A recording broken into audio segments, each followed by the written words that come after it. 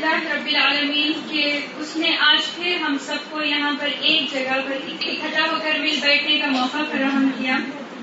اللہ تعالیٰ سے دعا ہے کہ وہ ہم تمام کے دلوں کو جوڑے رکھے. اللہ تعالیٰ کے اذن سے ہم نے 1.5 سال پہلے حلقہ زینب کے نام سے ایک حلقہ شروع کیا. ہماری استاد محترمہ راشدہ خلیل صاحبہ ہیں اور اس کی ناظمہ محترمہ شہناز اصغر ہیں.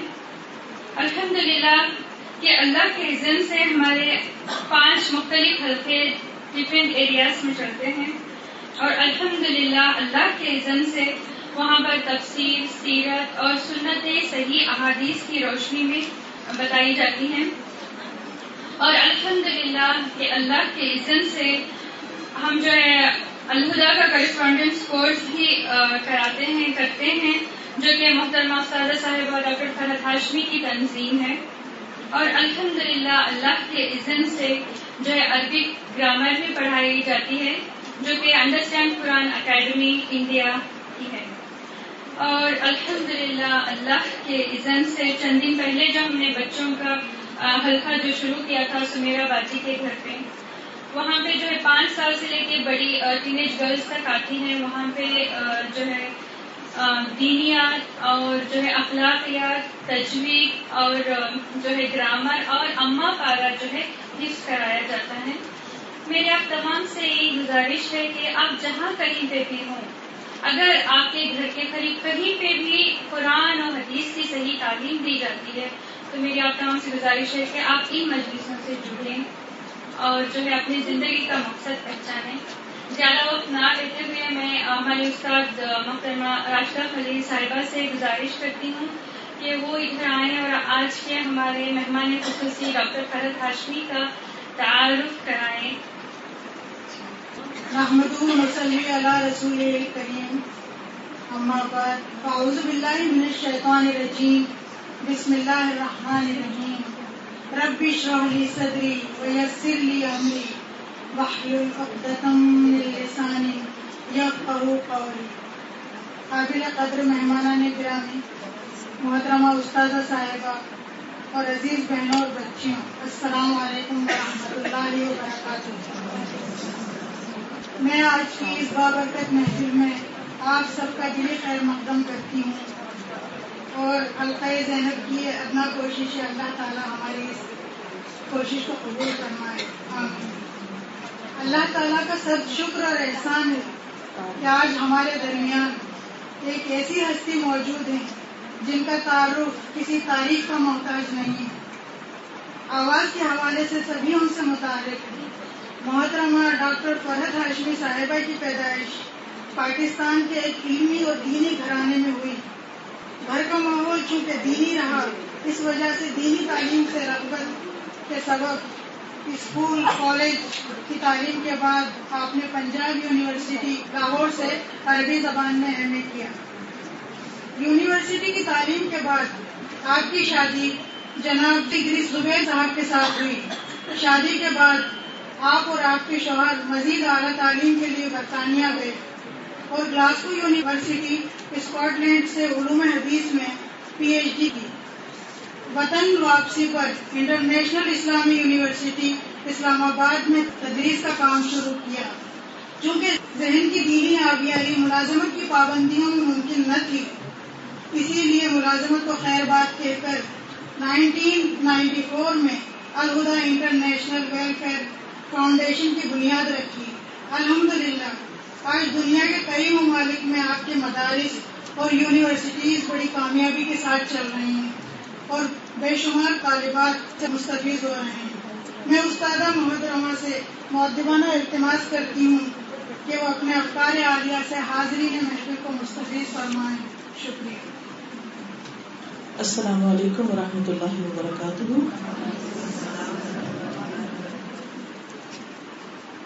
کیا حال آپ سب ٹھیک ہے؟ نحمده ونصلي على رسوله الكريم، اما بعد فاعوذ بالله من الشيطان الرجيم. بسم الله الرحمن الرحيم. رب اشرح لي صدري ويسر لي امري واحلل عقدة من لساني يفقهوا قولي. ہمارا آج کا موضوع ہے تربیت اولاد. تربیت اولاد کیسے ہوتی ہے؟ جب ہم خود تربیت یافتہ ہوتے ہیں. تو اچھی نسلوں کی پروان کے لیے یا اچھی نسلوں کو پروان چڑھانے کے لیے ہمیں اچھے والدین بننا ہے. اس لیے میں سمجھتی ہوں کہ ہماری آج کی گفتگو کا موضوع ہے اچھے والدین بنیے. کیونکہ اگر ہم اپنی ڈیوٹی، اپنے فریضے کو اچھی طرح نبھائیں گے تو انشاءاللہ العزیز اللہ کے فضل و کرم سے، اللہ کی رحمت خاص سے ہمارے ہاتھوں سے اچھی نسلیں پروان چڑھیں گی. حقیقت یہ ہے کہ اولاد انسان کی سب سے بہترین کمائی ہے. انسان کے پاس جو کچھ بھی ہے اس میں سب سے قیمتی چیز اولاد ہے. یہ اللہ تعالیٰ کی ایک نعمت بھی ہے، رحمت بھی ہے، فضل ہے. اولاد اللہ سبحانہ وتعالیٰ کی طرف سے انسان کو ملنے والی سب سے قیمتی چیز ہے. اس پر اللہ سبحانہ وتعالیٰ کا ہم سب کو بے حد شکر گزار ہونا چاہیے اور کھلے دل سے اس نعمت کو قبول کرنا چاہیے. اولاد کو اپنے لیے بوجھ نہیں سمجھنا چاہیے، مصیبت نہیں سمجھنا چاہیے. جہاں اولاد ایک طرف ہمارے لیے خوشی کا سبب ہوتی ہے، وہاں وہ دوسری طرف جو کہ بہت بڑی ذمہ داری ہے اور اس کی پیدائش سے لے کر اس کی تربیت اور اس کی زندگی کے سارے مرحلوں میں ہمیں بہت سی قربانیاں کرنی پڑتی ہیں. اس لیے دوسری طرف وہ پریشانی کا باعث بھی بنتی ہے. لیکن یہ ایک اصول ہے کہ پھول کے ساتھ کانٹا بھی ہوتا ہے. دنیا میں ہر نعمت کے ساتھ کچھ نہ کچھ ایسی چیز ضرور ہے کہ جس میں انسان کو تکلیف کا سامنا بھی کرنا پڑتا ہے.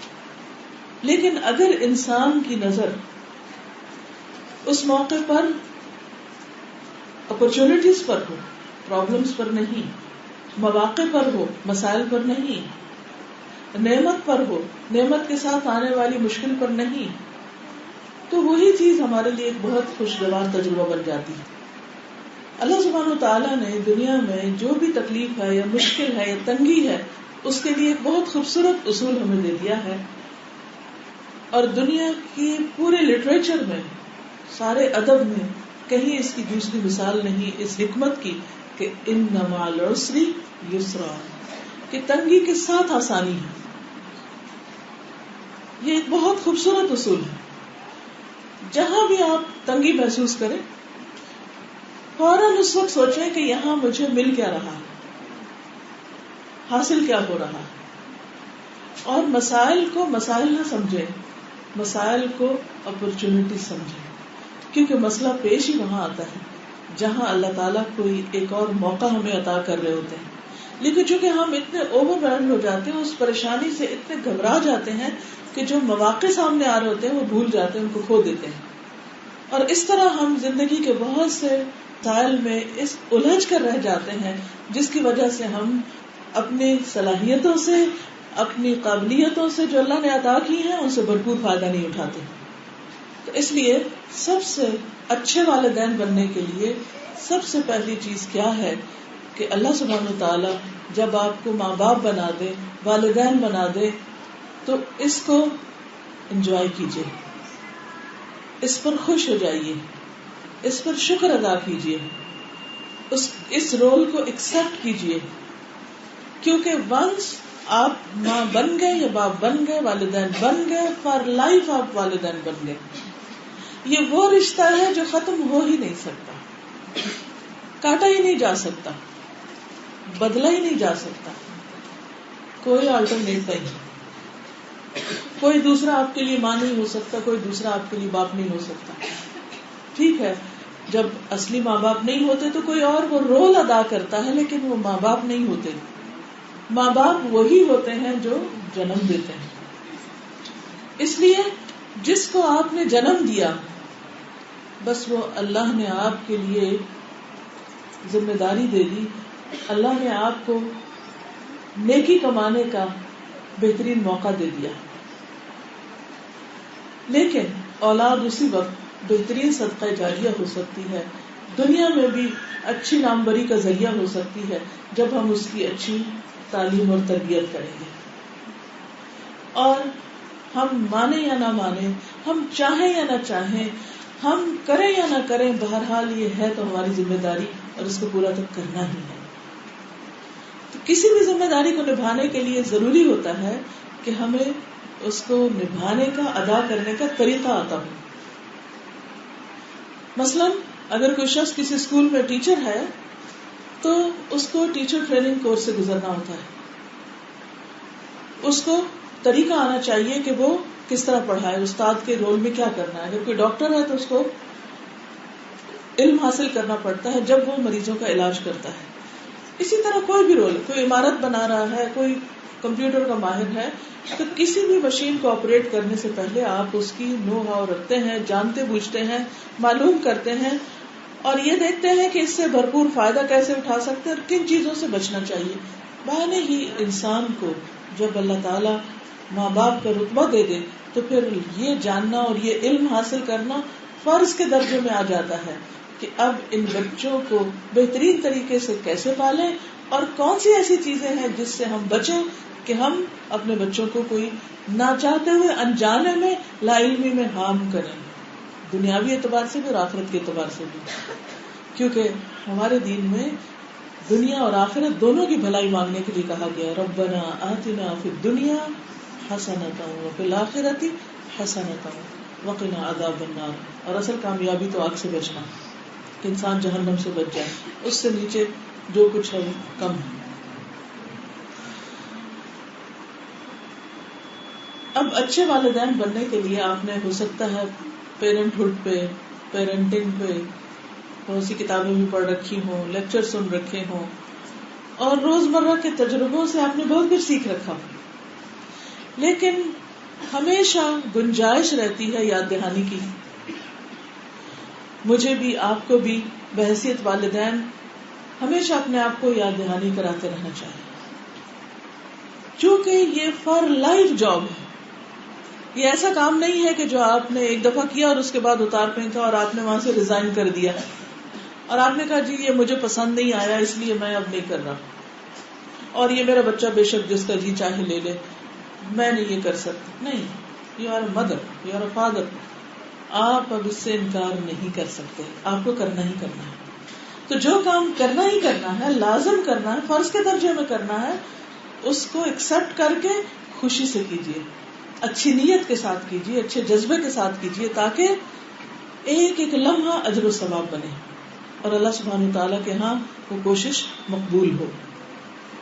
سب سے پہلی چیز اس سلسلے میں یہ ہے کہ جب بچے پیدا ہوں، کوئی بھی بچہ جب پیدا ہو تو اس کو ایز اٹ از ایکسپٹ کریں. وہ لڑکا ہے یا لڑکی ہے یا درمیان کی سیکس ہے یا کوئی اسپیشل بچہ ہے، یہ اللہ نے آپ کو چنا ہے وہ خاص بچہ دینے کے لیے، یہ اللہ کی دین ہے. اس پہ ناراض نہیں ہونا، اس پہ غمگین نہیں ہونا، کیونکہ بہت سے لوگوں کا طریقہ کیا ہوتا ہے کہ اگر بیٹا پیدا ہو جائے تو بہت خوش ہو جاتے، بیٹی پیدا ہو جائے تو نہ چاہتے ہوئے بھی ضرور کچھ نہ کچھ غمگین ہوتے کہ بیٹی پیدا ہو گئی. اچھے بھلے دیندار پڑھے لکھے ہالی کوالیفائڈ سمجھدار لوگ، عقل مند لوگ، انٹلیکچوئلز، معلوم نہیں کیا ہوتا ہے شیطان کیوں دل میں جا کے وسوسہ ڈال دیتا ہے کہ ہاں تمہاری تو قسمت ماری گئی، تمہارے اوپر ذمہ داری زیادہ ہے. حالانکہ بیٹے کے پیدا ہونے پر کوئی ذمہ داری کم نہیں ہے. بیٹیاں تو پھر جب پال پوس کے بڑا کر دیتے ہیں، ان کو بیاہ دیتے ہیں اور وہ اپنے گھر چلی جاتی ہے، کچھ نہ کچھ ذمہ داری کم ہو جاتی کیونکہ اب وہ دوسرے کی ذمہ داری میں آ جاتی. لیکن بیٹے اس سے بڑی ذمہ داری، مگر اس کے باوجود ہم بیٹوں کو خوش ہوتے ہیں اور بیٹیوں کی آمد پر ناراض ہوتے ہیں. تو جو بچہ بھی پیدا ہو، چاہے اپنا اور جب بچوں کے بچے، بہو کے بچے، یعنی بیٹے کے یا بیٹی کے یا کسی کے بھی، تو اللہ تعالیٰ کی دین کو خوشی سے قبول کرنا ہے. اور اگر شیطان وسوسہ ڈالے تیسری بیٹی کے آنے پر یا پانچویں یا ساتویں کے آنے پر، تو اس کو رد کرنا کہ نہیں، یہ اللہ کی دین ہے، مجھے اللہ کے فیصلے پر راضی ہونا ہے، کیونکہ یہ اللہ کی تقدیر ہے. جب ہم کہتے ہیں کہ ہم تقدیر پہ راضی ہیں، ہم تقدیر پر ایمان رکھتے ہیں، تو یہ اللہ کی تقسیم ہے، ہمیں اس پر راضی ہونا اور دل میں بھی ملال نہیں آنا. اگر شیطان وسوسہ ڈالے تو اس کو باہر نکال دینا. دوسری بات یہ کہ کبھی بچے اسپیشل بچے ہوتے ہیں، اس وقت تو ایسا لگتا ہے کہ جیسے دنیا ہی ختم ہو گئی، حالانکہ وہ ایک اپرچونٹی ہے. اس کو ایک اپرچونٹی سمجھیں. کس چیز کی اپرچونٹی؟ کس چیز کا موقع آ گیا؟ جنت کمانے کا. اللہ نے آپ کو چنا کہ آپ اس کی ایک خاص نشانی کو پالیں، جو عام طور پر جس کے پالنے کے بعد دنیا میں کچھ بھی نہیں ملنے والا. جو بچے صحت مند ہوتے ہیں، خوش باش ہوتے ہیں، وہ مسکراتے ہیں تو آپ خوش ہوتے ہیں، وہ بولتے ہیں تو آپ خوش ہوتے ہیں، وہ کرال کرنا سیکھتے ہیں تو آپ خوش ہوتے ہیں، وہ چلنا سیکھتے ہیں تو آپ خوش ہوتے ہیں. لیکن وہ بچے جو نہ آپ کو دیکھ سکتے ہیں، نہ بولتے ہیں، نہ رسپونڈ کرتے ہیں، نہ بازو کا سنتے ہیں، نہ وہ کرال کر پاتے ہیں، نہ وہ چلتے ہیں، نہ وہ خود کھا سکتے ہیں، نہ وہ خود کوئی کام کر سکتے ہیں. اللہ نے ان کو ایسا ہی بنایا، ہم کیا کر سکتے ہیں؟ لیکن ایسے بچوں کے پالنے پر بے پناہ ریوارڈ ہے.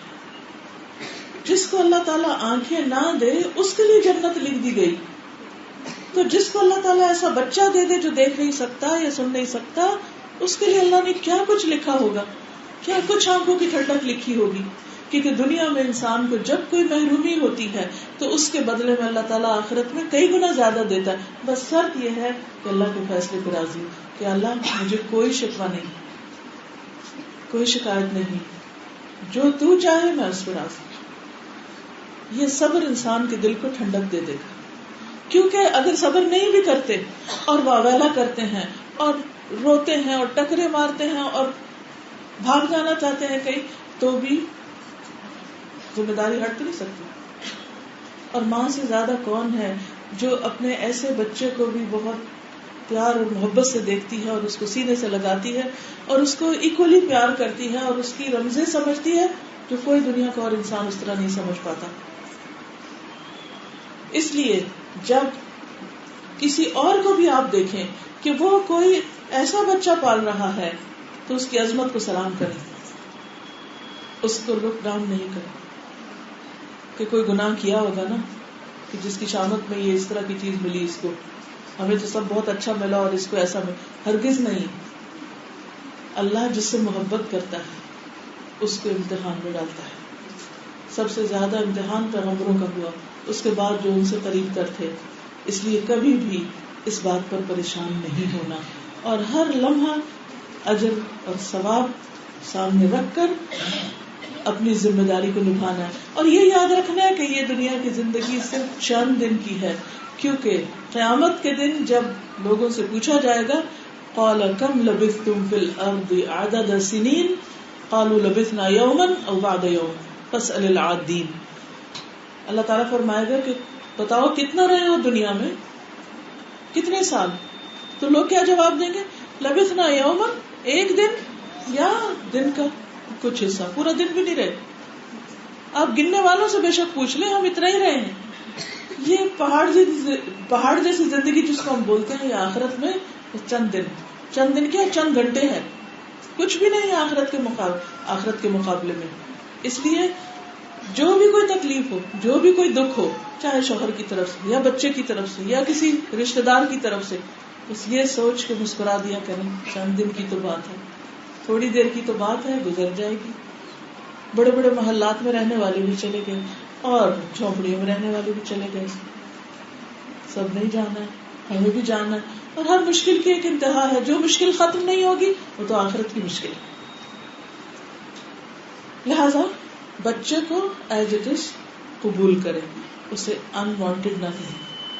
اسی طرح بعض اوقات ہم بچے پلان کر رہے ہوتے ہیں، جی 2 چاہیے 4 چاہیے. ماڈرن ایج کی بہت سی ایسی چیزیں بھی ہیں کہ والدین سمجھتے کہ شاید یہ ہمارے اپنے ہاتھ کی بات ہے. بہرحال جو بھی سوچتے ہیں لوگ، اگر ان کی پلاننگ میں کوئی خلل ہو جائے، انہوں نے 2 بچے پلان کیے تھے، تیسرا بھی آ جائے تو اس تیسرے کی تو شامت آ جاتی کہ تم کیوں آ گئے.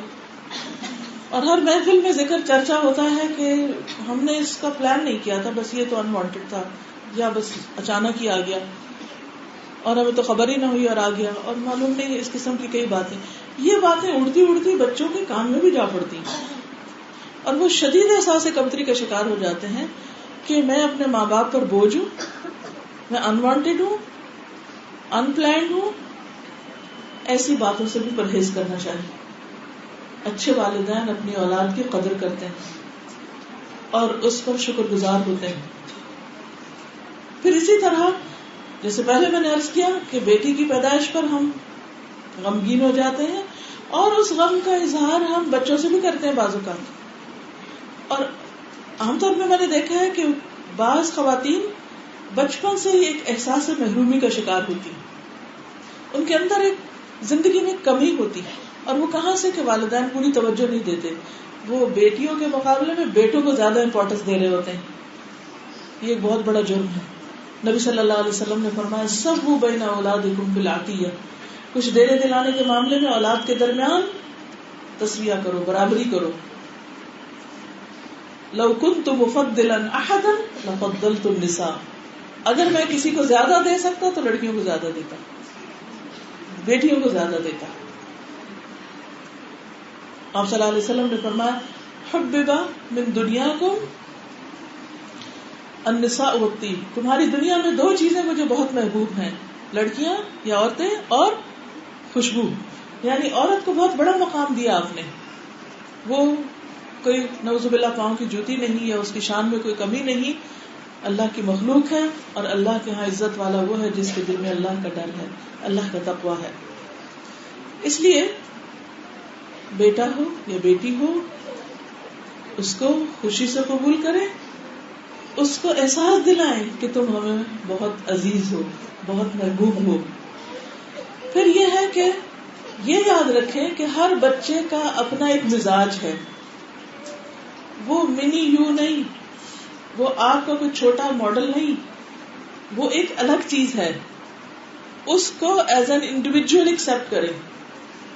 اس کا اپنا مزاج ہے، اس کی شخصیت، پرسنالٹی، عقل، سمجھ، اس کی اپنی خواہشات، اس کی اپنی ڈریمز، اس کی اپنی سوچیں، اس کا اپنا وہ ایک الگ چیز ہے، وہ آپ نہیں ہیں. لہذا لوگوں کو بھی بچوں کے اندر ماں باپ نہیں تلاش کرنے چاہیے اور اپنے بچے کو بھی یہ مت سوچے کہ یہ چونکہ ہمارا بچہ ہے اس لیے جو ہم سوچے وہی یہ سوچے، جو ہم بولے وہی یہ بولے، جو ہم کہیں وہی یہ کرے. وہ بچے ہیں، غلام نہیں ہیں. ان کو غلام نہیں بنائیے، غلاموں کی طرح ٹریٹ نہیں کیجیے. ان کے اندر کی جو نیچرل جو بھی صلاحیتیں ہیں، جیسے جیسے وہ سوچتے ہیں اس کے مطابق ان کی گرومنگ کیجیے. جو ٹھیک چیزیں ہیں اس کو انکریج کیجیے اور جہاں جہاں خرابی ہونے لگی اس کی ٹریمنگ کر کے اس کو شیپ دیجیے. آپ کا رول ایک مالی کا ہے. جیسے ایک پودا جب اگتا ہے تو اس کی کیئر کرتا ہے، نگہداشت کرتا ہے، اس کی لک آفٹر کرتا ہے، اس کو گرمی سردی سے بچاتا ہے، سردیاں آتی ہے تو کور کر دیتا ہے، زیادہ تیز دھوپ آتی ہے تو اس کا انتظام کرتا ہے، پانی کا، کھاد کا، ہر چیز کا، اور موسم کا، جانوروں کا، بکری بھیڑ کا، تاکہ کوئی آ کے اس کو کھا نہ جائے. یہ ساری چیزیں وہ کرتا ہے، لیکن اس کے ساتھ ساتھ اس کو شیپ دیتا رہتا ہے اور پھر وہ پروان چڑھتا ہے تاکہ پھل پھول لے آتا ہے اور وہ سب کا دل خوش کرتا ہے. لیکن یاد رکھیے آم ہے اور برتقال ہے، دونوں چیزیں ایک نہیں ہیں. ہر بچہ ایک الگ پھل ہے، آپ کا الگ ٹری ہے. آپ سمجھیے کہ آپ کے گھر کے گارڈن میں مختلف آرچرڈز ہیں، مختلف پودے ہیں، اور ایک کو دوسرے سے کمپیئر نہ کیجیے کہ یہ کھٹا ہے، یہ میٹھا ہے، یہ نمکین ہے، یہ ایسا ہے، یہ ویسا. ہر ایک الگ ہے. آپ کا گھر ایک باغ ہے جس میں اللہ تعالیٰ نے مختلف طرح کے پودے آپ کو لگا کر دیے ہیں. اس لیے ہر بچے کو انڈیویجولی ٹریٹ کیجیے، اس کی شخصیت کو مسخ نہ کیجیے، اس کو دوسروں کے ساتھ کمپیئر کر کے اس کو احساس کمتری میں مبتلا نہ کیجیے. عام طور پر کیا ہوتا ہے جب بڑا بچہ ہوتا ہے نا، وہ پیارا بھی ہوتا ہے، اس کو توجہ بھی بہت ملی ہوتی ہے، پھر ہم اس کو خوب پڑھاتے بھی، ہم خود بھی انرجیٹک ہوتے ہیں، پھر وہ ایک ذرا سا ہماری مرضی کے مطابق ہو جاتا ہے تو جو دوسرا آتا ہے اس کی شامت آ جاتی ہے. ہم کہتے ہیں اس نے اس ایج میں یہ بولنا سیکھ لیا تھا، یہ کرنا، اب یہ بھی وہی کچھ کرے. یہ نہیں ہو سکتا. وہ ایک الگ چیز تھی، ایک الگ چیز ہے. تو جس دن آپ نے یہ سمجھ لیا کہ ہر بچہ الگ ہے اور اس کا مزاج الگ ہے، اس کو الگ طرح سے ٹریٹ کرنا ہے، تو آپ کی بہت سی فرسٹریشن ختم ہو جائے گی. کیونکہ ہو سکتا ہے کہ یہ جو دوسرا بچہ ہے یہ کوئی ایسا کام کرے جو بڑا نہ کر سکے، یہ کوئی ایسی صلاحیت لے کر پیدا ہوا ہو جو بڑے میں نہ ہو. اس لیے بہت ضروری ہے کہ ہر بچے کو الگ اہمیت دیں. پھر یہ بھی یاد رکھیں کہ وہ ہمارے دور میں پیدا نہیں ہوئے، وہ ایک نئے دور میں پیدا ہوئے، ایک نئی دنیا میں آئے ہیں. ان کی دنیا ہماری دنیا سے بہت فرق ہے.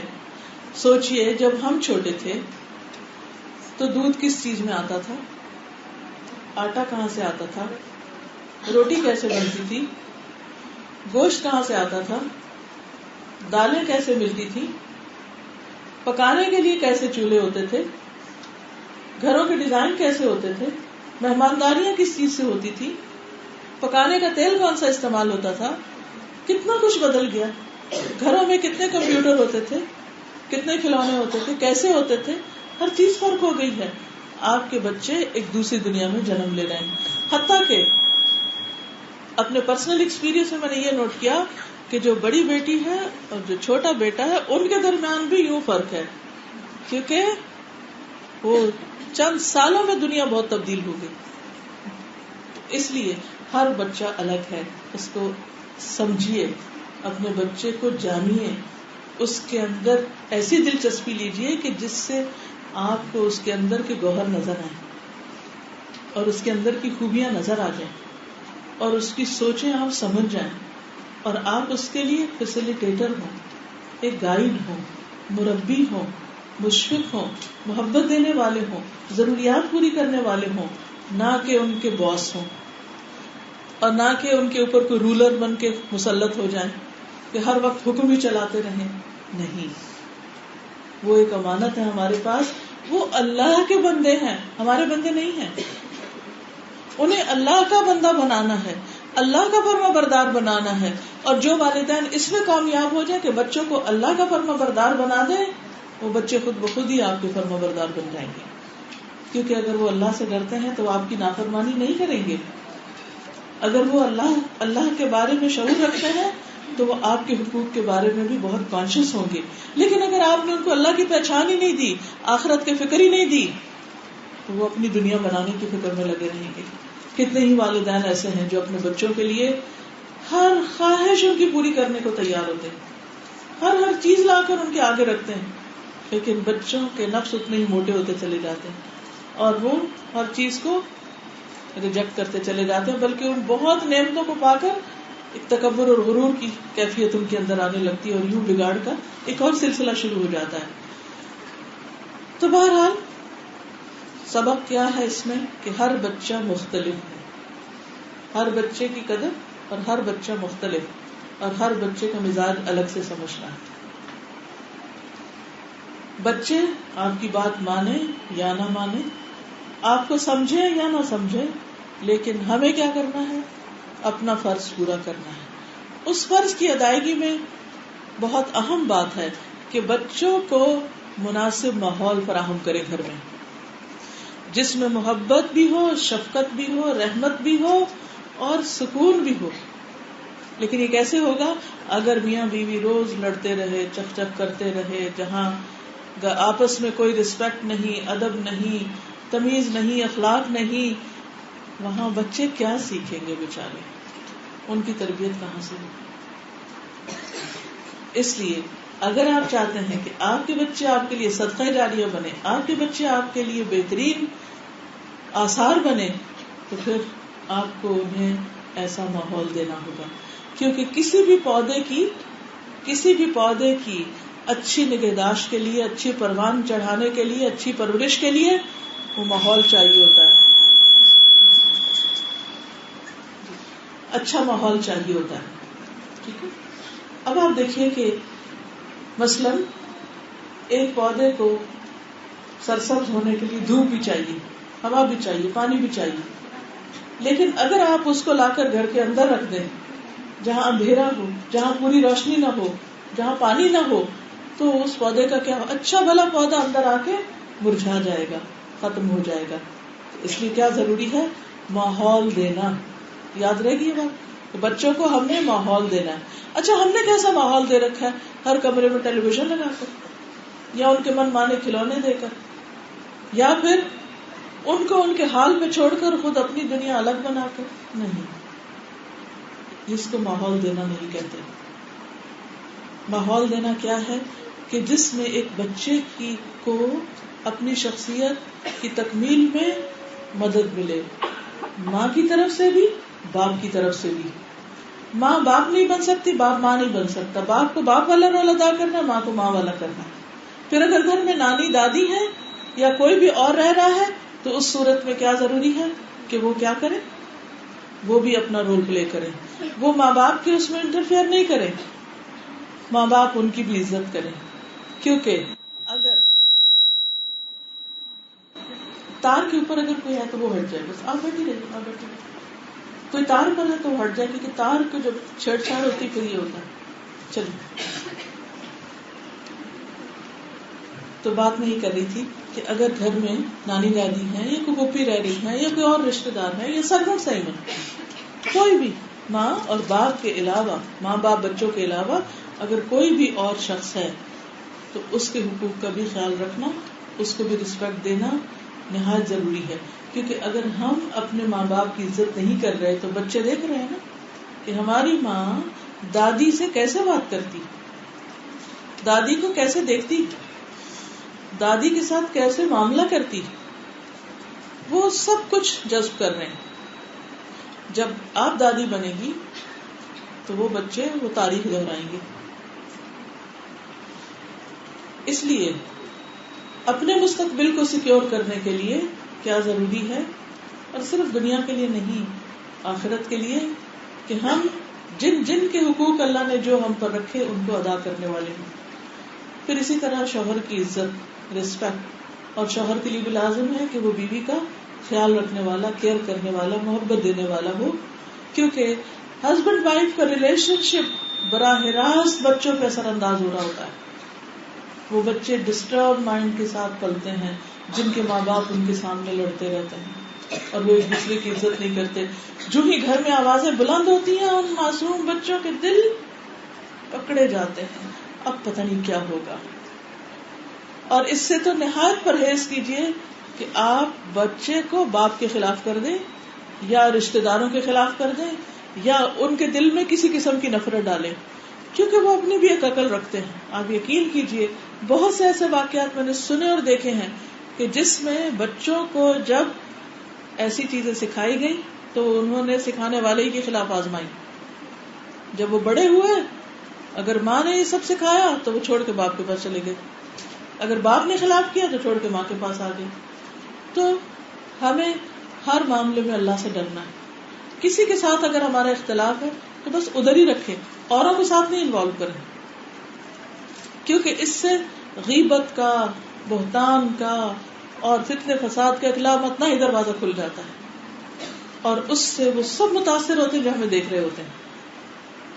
اس لیے بچوں کو اچھی فضا دیں، اچھا ماحول دیں، محبت دیں، شفقت دیں، اور تاکہ وہ پھلے پھولیں، مضبوط کردار کے حامل ہوں. اور خاص طور پر ان کے لیے اچھی صحبت کا بندوبست کریں، اچھی کمپنی کا، اچھے دوست چنیں، ان کے اچھے دوستوں کے پاس لے جائیں، اچھے دوستوں کو آنے دیں، بچوں پر اعتماد کریں. کیونکہ بعض ماں باپ بچوں کو بالکل آزاد چھوڑ دے جہاں مرضی کر، اور بعض ماں باپ کہیں نہیں جانے دیتے، ان کو ایک کوکون میں پالتے ہیں، دنیا کی ہوا نہیں لگنے دیتے، کسی چیز کی اجازت نہیں دیتے، بس ہر وقت ان کو ایک خاص ڈسپلن میں کس کے رکھا ہوتا ہے. نہیں، ان کو پنپنے دیں. وہ صرف ایک پودا نہیں کہ ایک جگہ ہی فکس ہو جائیں، وہ چلتے پھرتے انسان ہیں، انہیں سیکھنا ہے، انہیں دنیا کے سمندر میں جا کے ملنا ہے. وہاں کو جب تک پہچانیں گے نہیں، وہ جانیں گے نہیں کہ بڑی مچھلیوں سے خود کو کیسے بچانا ہے، تو ان کے لیے پھر مشکل ہوگا. ٹھیک ہے، پروٹیکٹیو ماحول ہو، اتنا اوور پروٹیکٹیو نہ ہو، اتنے پوزیسو نہ ہو کہ پھر وہ خود اٹھ کے چلنا بھی نہ سیکھ سکے اور ہر چیز میں وہ آپ پر ہی ڈیپینڈنٹ ہو اور ہر فیصلہ وہ آپ ہی سے پوچھ کے کر رہے ہو یا ان کے حصے کا فیصلہ آپ کر رہے ہو. کیونکہ بہت سے بچے شادی بھی ہو جاتی ہے، اب مثلا لڑکا ہے، شادی بھی ہو گئی، وہ ماں باپ کے بغیر ایک قدم نہیں اٹھاتا. حالانکہ اس کے گھر کی ضروریات کچھ اور ہیں. وہ ماما بیبی بنا رہتا ہے. وہ شادی کے بعد بھی خود نہیں فیصلہ کرتا, وہ ہر فیصلہ اوپر سے لے رہا ہوتا ہے. اور اس سے کیا ہوتا ہے, وہ زندگی جہنم بن جاتی ہے. ایک سنہرا اصول میں نے کہیں پڑھا تھا اور بہت ہی مفید ہے, اور میں نے اس کو پرسنلی آزمایا بھی. پہلے 7 سال بچے کے لیے محبت اور شفقت کے, کیئر, لو, اپنا کنسرن شو کریں, پروٹیکٹ کریں, اچھے بری چیز سے, دھوپ چھاؤں سے ان کو محفوظ کریں. 7 سال کے بعد اگلا ہے تعلیم اور تربیت, دین کی بھی دنیا کی بھی, ڈسپلن. اور اس میں وہ بہت ساری چیزیں نئی سیکھ رہے ہوتے ہیں. جب 7 سال یعنی 14 سال کے وہ ٹین ایج میں پہنچ جائیں تو پھر ان کے فرینڈز بن جائیں, ان کے ساتھ شیئر کریں, ایکول گراؤنڈز پہ باتیں کریں, تو دبا کے نہیں رکھے. پچھلے 7 سال ڈسپلن سکھا چکے, اب وہ اپنا سر اٹھا بیٹھے ہیں, اب اپنی عقل سے سوچنے لگے. اب ان کو خود اپنے فیصلے بھی کرنے دیں, اپنی اسٹڈیز کے لیے سلیکٹ کریں سبجیکٹس اپنے, اور بہت سارے اپنے دوستوں کے سلسلے میں. ہاں آپ واچ رکھیں, واچ کریں, کیئر کریں, دیکھیں, مشورہ دیں, لیکن اب وہ چھوٹے بچوں والی نہ مار پٹائی نہ ڈانٹ ڈپٹ, وہ نہیں. اب ان کی دلجوئی کریں, ان کے ساتھ شیئر کریں, ان کے دوست بن جائیں, اور پھر اگلے 7 سال تک دوست بن کر ان کی رہنمائی کریں, اچھے اچھے مشورے دے کر, اچھی اچھی چیزیں سکھا کر. اور جب یہ 7 سال پورے ہو جائے, 21 سال کے ہو جائے, تو پھر شادی کر کے ان کو آزاد کر دیں, پھر ان کو انڈیپینڈنٹ زندگی گزارنے دیں. ٹھیک ہے ماں باپ وہ آپ کی کیئر کریں, آپ کی ضروریات پوری کریں, آپ کا خیال رکھیں, لیکن ان کو سانس لینے دیں, ان کو ان کے معاملات میں بہت انٹرفیئر نہیں کریں, ان کو ہر وقت ڈکٹیشن نہیں دیں. بہت سے گھر کیوں خراب ہوتے ہیں, شادی کے بعد بھی مائیں ہر وقت بلیک بیری اٹھائے ہوئے ہیں اور ہر وقت فری میسجنگ ہو رہی. یہ بہت بڑا فتنہ ہے. میں سمجھتی ہوں چھوٹی چھوٹی بات, اچھا کیا پکایا آج, اچھا کیا کھایا, شوہر کب گھر آیا تھا, کہاں گئے تھے, ساس نے کیا کیا, فلاں نے کیا کیا, اتنی انٹرفیئرنس پیچھے سے, اتنی ڈکٹیشن کہ وہ لڑکی بھی اپنے مائنڈ سے کچھ نہیں سوچتی. اب ماں تو نہیں دیکھ رہی کہ ساس کتنی اچھی ہے, ماں تو نہیں دیکھ رہی کہ شوہر کتنا خیال کرنے والا ہے, لیکن اگر اس بچی کو ماں شوہر یا ساس سے کوئی شکایت ہوگی تو فٹافٹ اسی وقت میسج ہو جائے گا. اب ماں دل پکڑ کے بیٹھی ہوگی, اور یوں پھر تعلقات میں مزید خرابی. اور اسی طرح اگر بیٹا ہے تو اس کو بھی ہم نہیں چھوڑتے کہ بھی وہ خود ذمہ داری لے, خود اپنے مسائل حل کرے, ہر چیز میں پوچھتے ہیں, انٹرفیئر کرتے ہیں.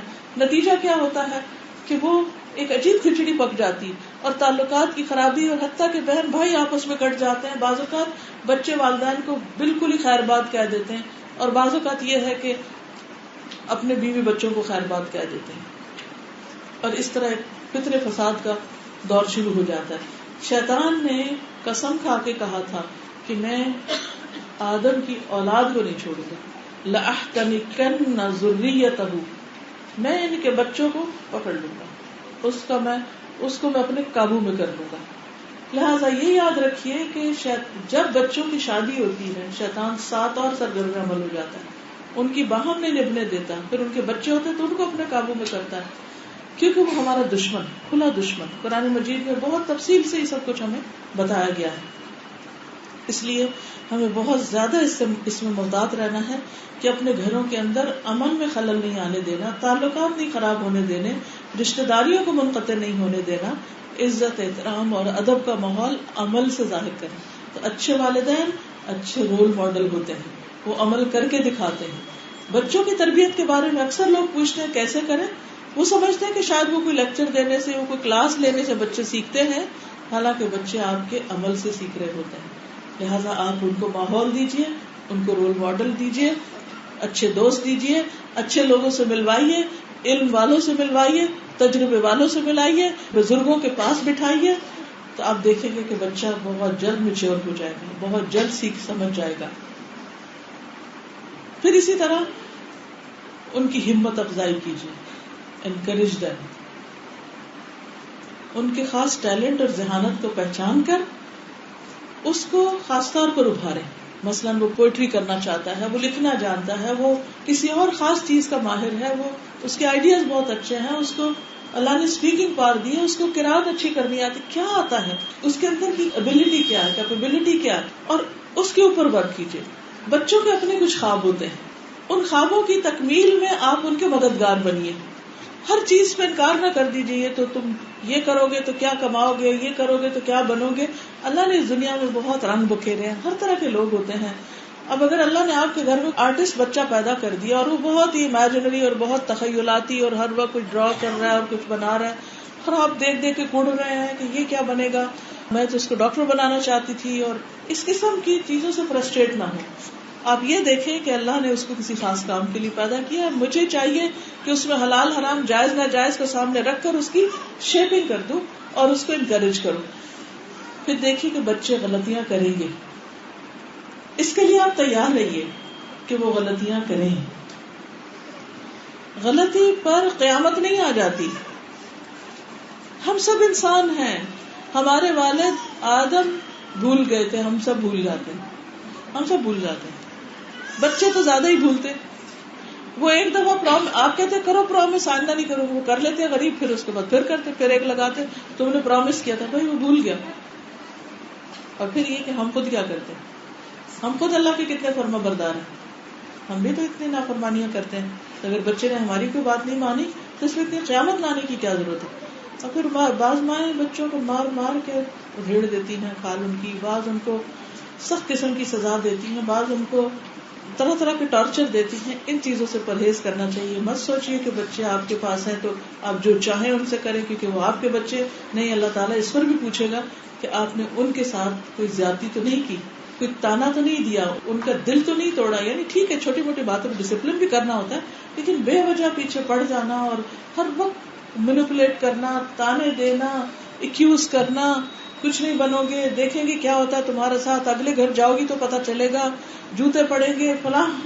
یعنی اتنا کچھ سناتے ہیں کہ بچہ سمجھتا ہے کہ پتہ نہیں کیا ہوگا. اور کئی بچے تو شادی سے انکار کر دیتے کہ ہم نے جب ہونا ہی فیل ہے تو بہتر ہے شادی نہ کریں، بہتر ہے یہ کام ہی نہ کریں، ہم کچھ نہیں بن سکتے، ہم نے زندگی میں کچھ نہیں بننا، اس لیے کچھ نہ کرو. لیزی پڑھنے سے دل چرائیں گے، پھر ہم اور پریشان ہوں گے اور فرسٹریٹ ہوں گے اور ڈانٹیں گے اور مار پٹائی کریں گے، نتیجہ کچھ بھی نہیں ہوتا. کیا ضرورت ہے؟